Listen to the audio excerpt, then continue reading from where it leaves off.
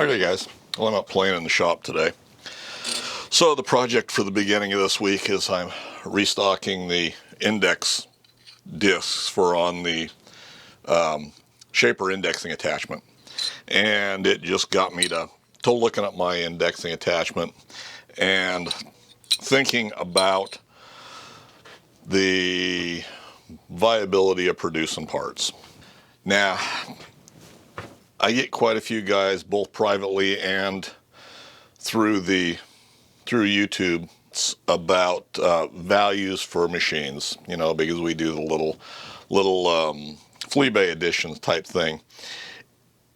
I will very rarely, if ever, give anyone a definitive price about what their machine's worth, because there's too many variables for one thing, and the other thing is, it's going to probably be insulting to people if I give a value, because everybody thinks their machines are worth a whole lot more than they are. And this all ties together about values and what the costs are for accessories and things like that. Atlases can be good working machines, whether it's the lathe, the shaper, or the mill, and any of their accessories and things like that. But they're not worth as much as everybody thinks they are. You know, and I can use my machines as an example now. There's like 50 some videos about my little turret lathe that I built. And it was built out of parts. You know, if you've followed me for any amount of time, you've at least come across some of those videos.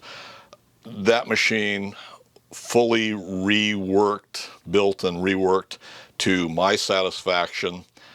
That machine, as far as I'm concerned, with the way it's set up now, without most of the tooling and things like that, but with the basic accessories, with the turret tail stock, with the production cross slide, those kind of accessories that are on the collet closer and the collets that are on that machine's probably only a $1,000 or $1,200 machine on a good day.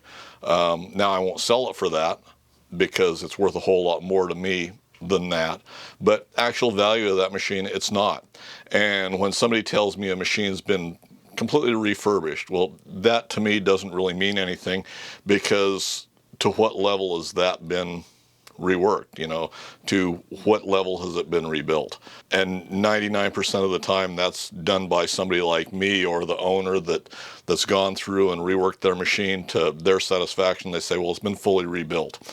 Well, to what level has it been rebuilt is the question that I always ask. So when somebody tells me a machine's been rebuilt, that adds no value whatsoever to me. You know, I want to see a good solid machine, and because it may be good enough standard for somebody doesn't mean it's going to be good enough standards for somebody else. So as far as value wise, it's very, you know, subjective to what a machine's worth.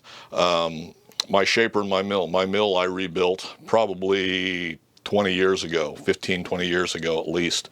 And I've been very happy with that machine. It's been run a whole lot in those years since I've rebuilt it. That machine needs some attention. You know, last time I ran it building some, I think T-nuts was the last thing that I ran on that machine. Motor's awful tired on it. I'm going to have to replace the motor on it. And there's some tolerances that have loosened up enough to where I want to rework it. So, yeah, it was rebuilt a whole lot of years ago. It's still a good looking machine. It's got good paint on it and everything. The ways and everything are still in relatively good shape, although like I say, it's been running an awful lot in the time that I've had it.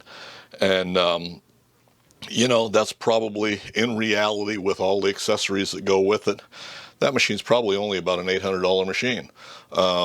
Same way with my shaper. Now my shaper, I've never done a tremendous amount to that except build parts off of castings and things like that. I've run it a fair amount, but it's ugly as can be. It just now has one of my reproduction guards on it that's still not even finished out and painted up. You know, I just got that on here in the last 6 months or so when I came up with the proper pulleys that go on there. So it still needs a lot of work. That machine, I think I gave $750 for it, or $700, something like that, 30 years ago. Yeah, at least 30 years ago. And right now, that machine's probably worth $750, you know, I mean, in the condition it's in. So guys will say their machine's been rebuilt and they're wanting, you know, especially you go to Fleabay, they're wanting $2,500 for them, $3,000 for them. They're not worth nearly that. Right now, locally on our marketplace, I see there's two Atlas 6-inch lathes. One of them I think they want $600 for, and the other one they want $800 for. I wouldn't give that much for them. You know, I think the $600 machine is probably maybe it's a $400 machine, and the one they're wanting $800 for is probably, in my opinion, about a $300 machine. So I'm not going to value things as high. Now, accessory wise, and like I say, right now I'm producing index plates. That's the project for the beginning of this week. I need to get them done and out. So I was looking at my index attachment for the shaper. I've had guys want castings off of these, and castings off of several things.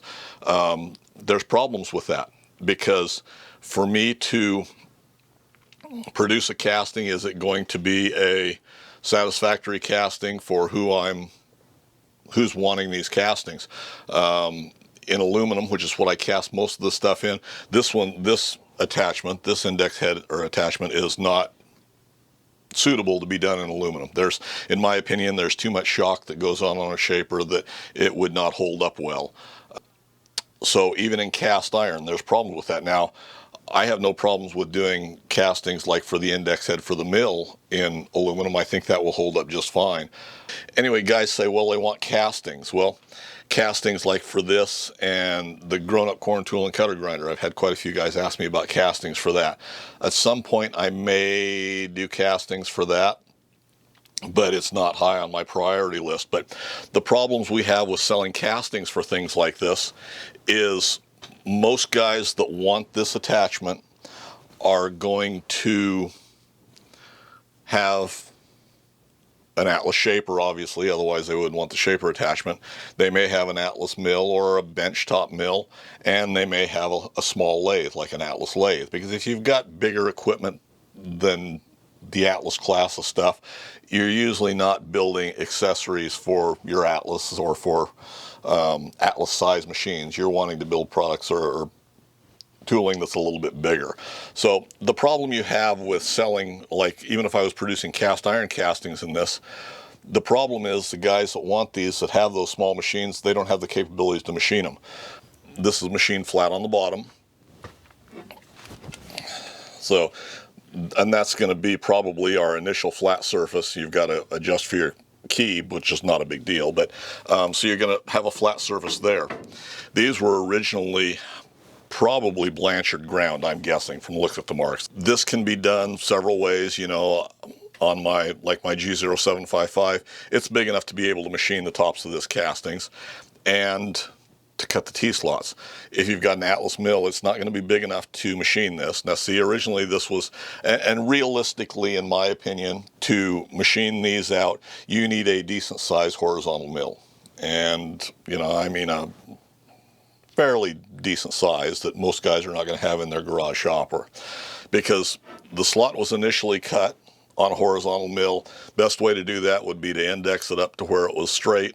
Your castings were setting straight, and straddle mill your slots with both of these.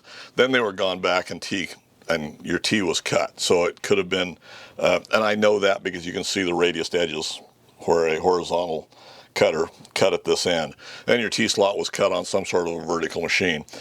That could all potentially be done on something, a larger benchtop mill like my G0755 or a G1007, something that size or bigger, to cut those.